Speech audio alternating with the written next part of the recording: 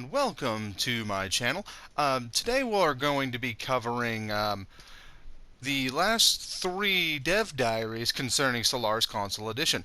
It's been a while since I've sat down and talked with all of you. Reason being is the dev diaries have just been kind of small and relatively unimportant.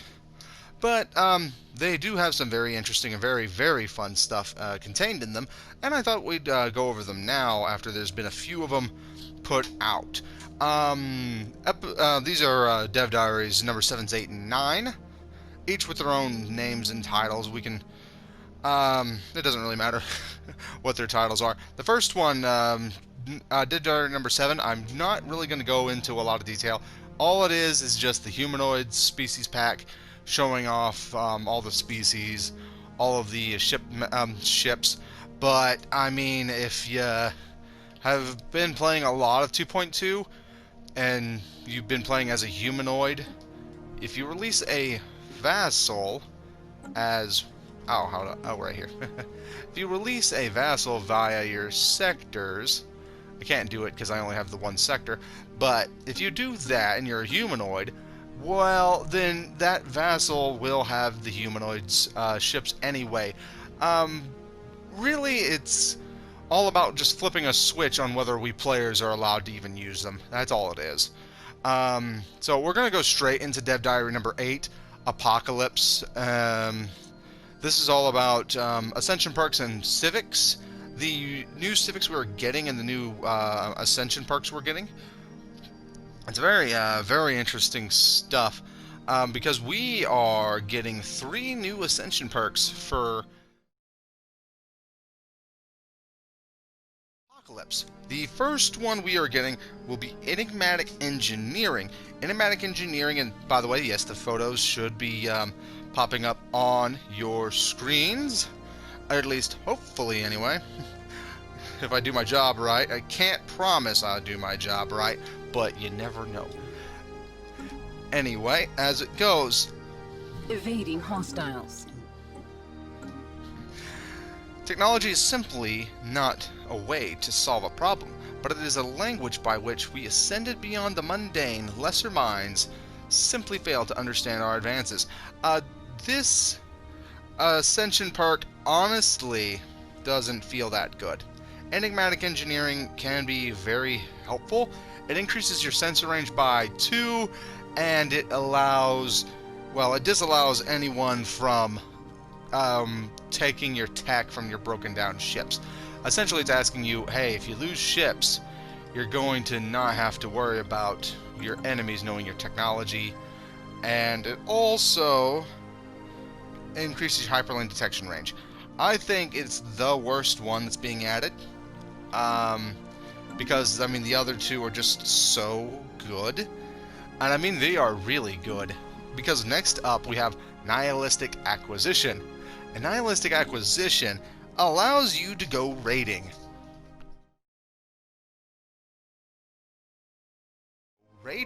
And what do I mean by raiding? What I mean by raiding is that your empire is no longer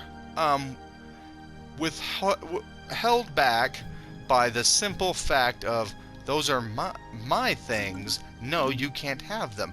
Essentially, you, if I remember right, you take your fleets and you bombard your enemies' planets. Say I have this fleet here, and I go over here to this little capital of my enemy, and I set them to a raiding bombardment stance. They will take the pops off the planet and send them to my planets. Isn't that crazy wicked?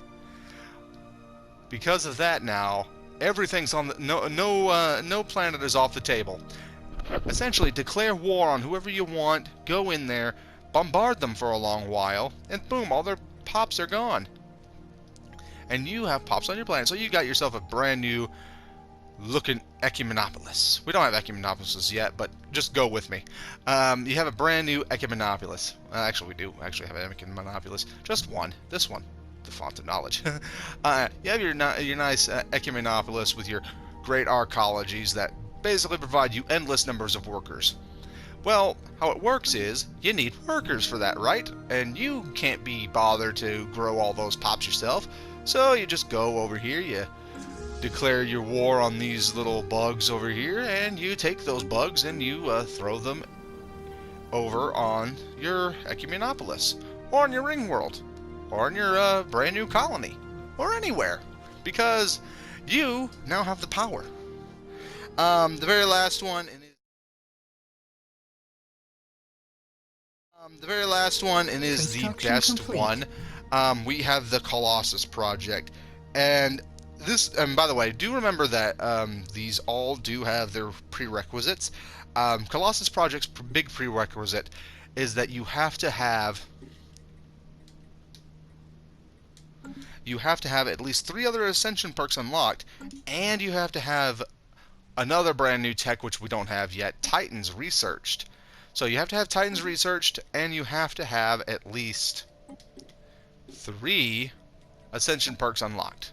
These 3, and then it could be your 4th one or thereon. And what the Colossus project allows you to do, it first allows you to build the Colossus Assembly Yard. To build more Colossuses. Well, to build a Colossus. And it's a Colossi, isn't it? Doesn't matter. But anyway, as I was saying, those Colossus Assembly Yards allow you to construct your very own Colossus. What is Colossus, you ask? The Colossus is a giant ship whose only purpose, by the way, it is only one purpose. It can't do anything else. Do not throw it into a fleet and expect it to fight a battle, because it can't do that. It doesn't have any weapons for defense. It simply has one, whatever you decide it for. Do you want to blow up your enemy worlds? Well, fine, go blow them up. Do you want to trap them in an eternal shield to where they'll fight out their problems forever and never be a problem to you again? Hell, that's a fun idea. Or do you want to just say, yeah, I'm tired of this kind of race, and you just wipe it out? There's a lot of options for the Colossus, and frankly, they're all really good. And to be perfectly honest with you, I'm really ready to get some Colossus. I'm tired of taking over planets and having to deal with the unrest. So much unrest. So much rebellion. I'm tired of rebellion. It's time for me to put my foot down and just blow up the planets as I see fit. But that does that for the Ascension perks. So next we're going to go all over to the civics.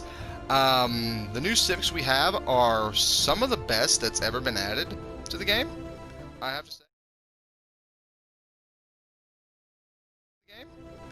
to say. Because the first one is Postapocalyptic. And if you don't know what Postapocalyptic does, it changes your start. It makes your starting world, so you want to design a race specifically to run with Postapocalyptic. Postapocalyptic will give your species the survivor trait.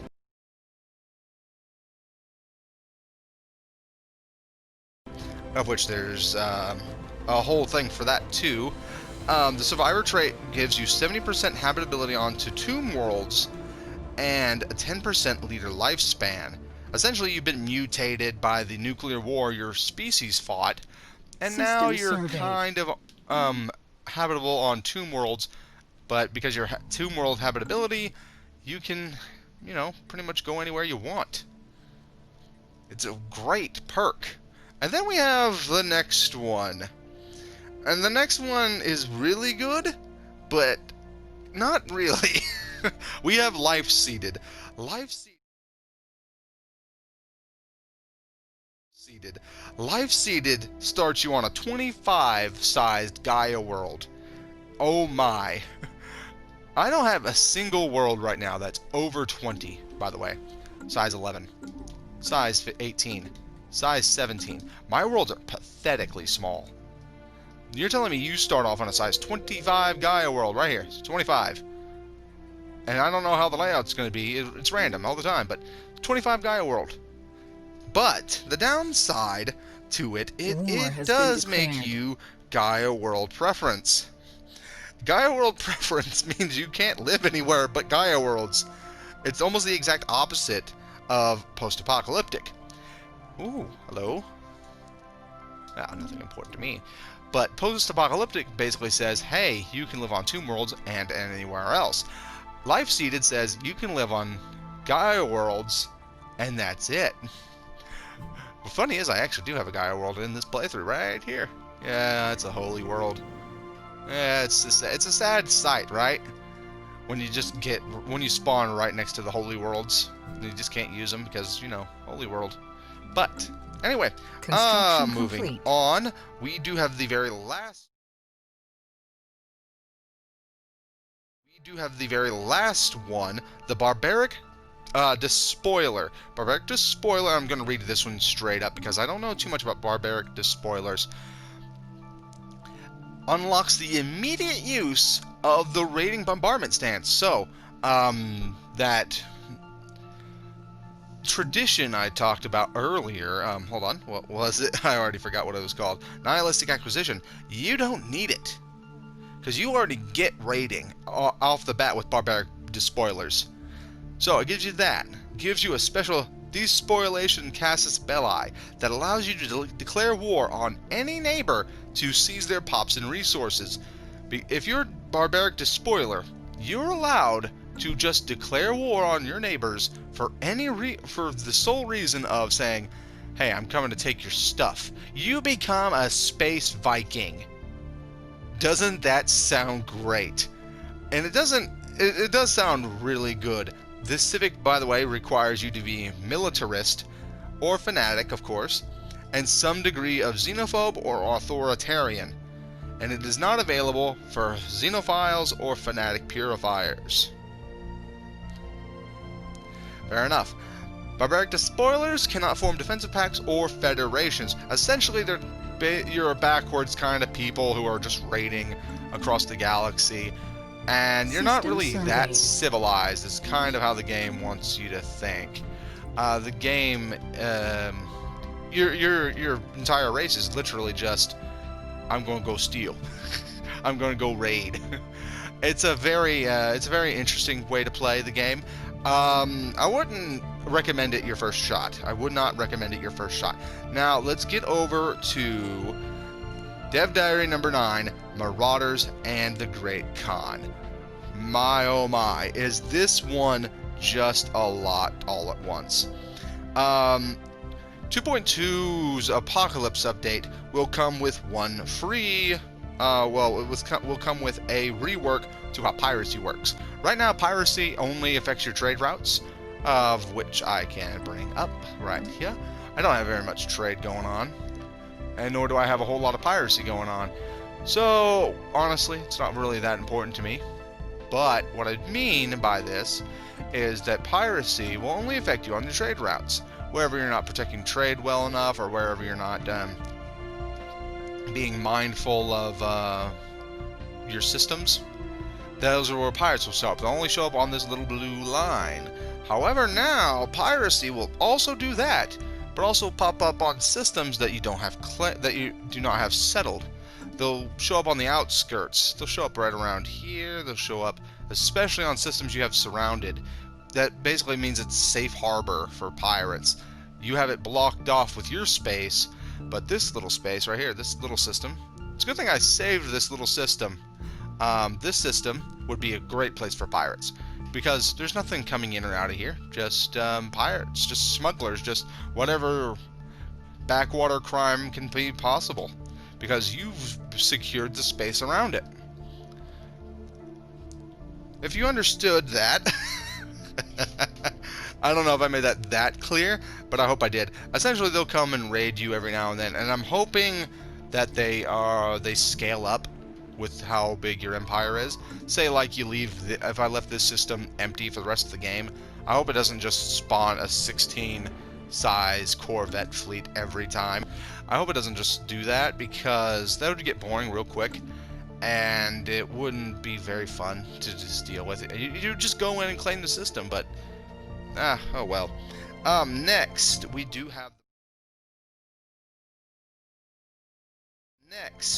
have the Marauders. Marauders work just like a curator does, just like these lovely curators and all the the trade guilds and all of them. They're like them, but also kind of like a fallen empire. And I mean that they provide a service just like the curators. Their service is war. War is their business.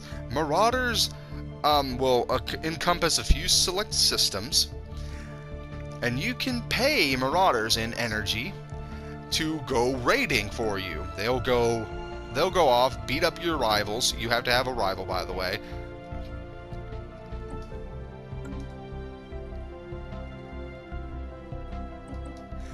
You have to have a rival for them to target, or you can hire. Or you can hire generals and admirals from them, which is very interesting, and they're very skilled admirals. So no more of this level 1 recent hire, no more of this randomness. You get a well-skilled general or admiral for a fee. And you gotta be careful, because it's a double-edged sword.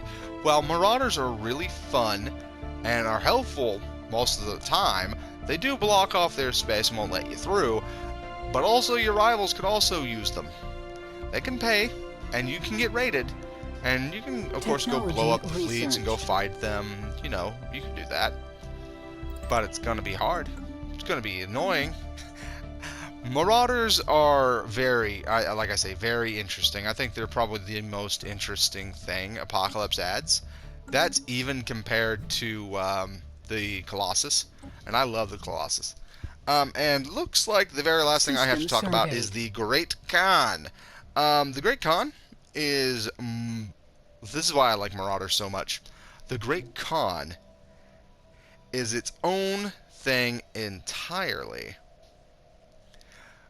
But it has to come from a Marauder. So if you have, say, 3 Marauders in your galaxy, one of them most likely will spawn a Great Khan. And I'm going to read straight from the dev diary for you, so you can get the most sense out of what a Great Khan is. This is an event chain that can trigger after a set amount of time has passed. It's basically a mid-game event, by the way, where one of the Marauder empires unifies under a Great Khan. Once this happens, the Marauder Empire becomes a horde and will begin expanding in all directions, claiming empty systems and sending fleets to destroy the starbases of any empire that will not submit to the Khan. At any time, it is possible for a regular empire to submit and become a satrapy, a type of subject that has to pay part of its income and naval capacity in tribute to the Khan, but is otherwise left to its own devices. The Horde will grow stronger for every system it conquers and satrapy it acquires, but it is a fragile construct held together only by the Khan. If the Great Khan is to be killed in battle or falls victim to disease or assassination, the Horde will collapse, at which point one of several things may happen. The Horde and its satrapies... oops, misspoke there. It may dissolve into a myriad of squabbling states. Basically, it'll just blow up into several different empires. Say, like, if I had a lot of different sectors, what will happen is it'll blow up into its sectors. And it will be messy. But also very good news for you, if that happens, if you have to fight a Great Khan, and the Great Khan dies, and, well, it's just... all of its giant space now is up for grabs for anybody. Or, and this is the other thing that may happen, or a new democratic federation may form out of the ashes. Regardless, the appearance of the Khan and the Horde is sure to shake up the galactic scene of any game. That's it. And this is why I didn't want to make the video so soon. This is honestly an incredibly short video, because I felt it was important for me to be making the videos on a regular basis, because we keep getting the dev diaries, and I want to be making the episodes. But as it's something for the Driven a Simulator series, and that's something I need to actually discuss with you. The Driven a Simulator series has a big problem, not regarding Apocalypse. In that regard, it's fine. This is my fault, we are, the save got messed up somehow. I forgot to save it, or it didn't upload to the cloud, and I had to do some work on the PS4 Pro. After the work was done, I have to reset the system to factory settings. Now that it's back to now that it was on factory settings, a giant issue occurred. To now I have to see where all the saves are, and it looks like we are almost 2 years from where the last episode ended.